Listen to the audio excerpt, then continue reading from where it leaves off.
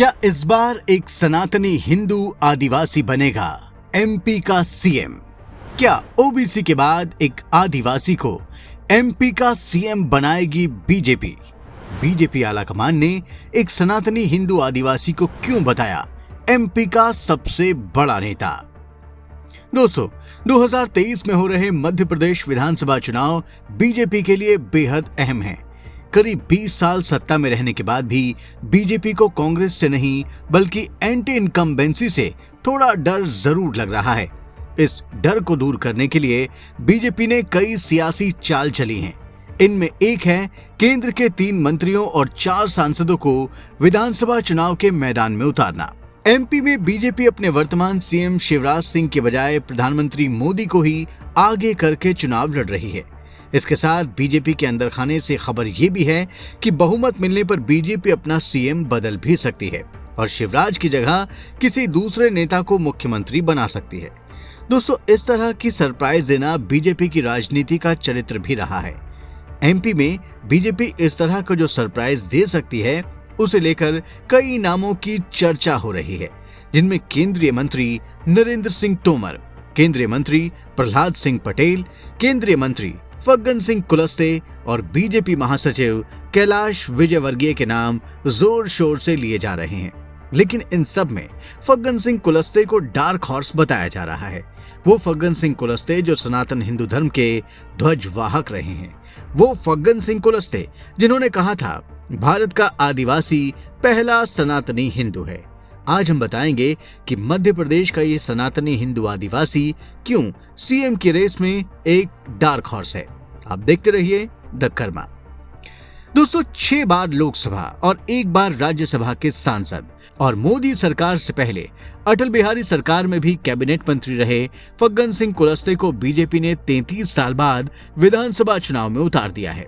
फग्गन सिंह कुलस्ते को बीजेपी ने मांडला जिले की निवास सीट से विधानसभा का टिकट दिया है। 33 साल बाद कुलस्ते को विधानसभा में भेजने के पीछे बीजेपी की बड़ी रणनीति है। कुलस्ते के दम पर बीजेपी अपना आदिवासी वोट बैंक सॉलिड करना चाहती है। यही नहीं, कुलस्ते बीजेपी के हिंदू वोट बैंक के भी सबसे मुफीद उम्मीदवार हैं, क्योंकि वो डंके की चोट पर कहते हैं सनातन सर्वोपरि है और आदिवासी पहला सनातनी हिंदू है। एमपी में 2018 में हुए पिछले विधानसभा चुनाव में आदिवासी क्षेत्रों में मिली हार की वजह से कांग्रेस ने सत्ता में वापसी कर ली थी। कांग्रेस और बीजेपी के बीच जीत का अंतर काफी कम था। कांग्रेस ने 230 में से 114 सीटें जीती, जबकि बीजेपी ने 109 सीटें जीती। आदिवासी क्षेत्रों में मिली हार की वजह से बीजेपी तुरंत सत्ता में नहीं लौट सकी।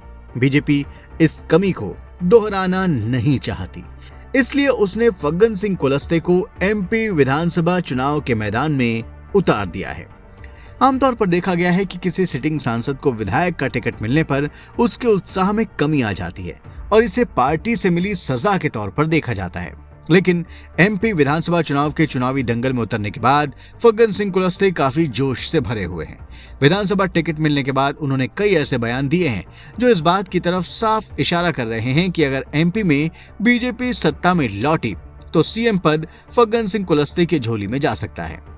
उनका जो सबसे महत्वपूर्ण बयान है वो ये है कि मेरी पार्टी ने मुझसे ये कहते हुए विधानसभा चुनाव लड़ने के लिए कहा कि मध्य प्रदेश में मेरे कद से बड़ा कोई नेता नहीं है। फिर जब उनसे पूछा गया कि अगर आपको पार्टी मुख्यमंत्री पद की जिम्मेदारी देगी तो क्या आप उसे स्वीकार करेंगे, तब उन्होंने कहा किसी भी उत्तरदायित्व से इनकार करने का कोई सवाल ही नहीं है।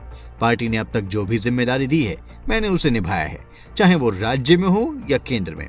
उन्होंने ये भी कहा कि मैं सिर्फ अपने क्षेत्र में ही नहीं बल्कि पूरे राज्य में पार्टी का प्रचार कार्य करूंगा। पूरे प्रदेश में मेरी मौजूदगी है। 2003 में मैंने पार्टी को 47 एससी सीटों में से 37 सीटें जीतने में मदद की थी। ये एक ऐतिहासिक उपलब्धि थी। 2018 में कुछ गलतियां हो गई थीं जो इस बार नहीं होंगी। उन्होंने कहा कि आदिवासियों के लिए बीजेपी की केंद्र और राज्य सरकारों ने जितना किया उतना किसी ने नहीं किया। कांग्रेस ने आदिवासियों को सिर्फ धोखा दिया है। गौरतलब है कि एमपी की 230 विधानसभा सीटों में 47 सीट आदिवासी वर्गों के लिए आरक्षित हैं। 2018 में इनमें से 30 सीट कांग्रेस ने जीत ली थी, जबकि बीजेपी को सिर्फ 16 सीटें मिली थीं।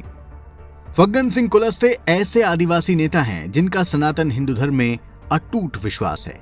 वो हर उस मुहिम का विरोध करते हैं जो आदिवासियों के धर्मांतरण कराती है।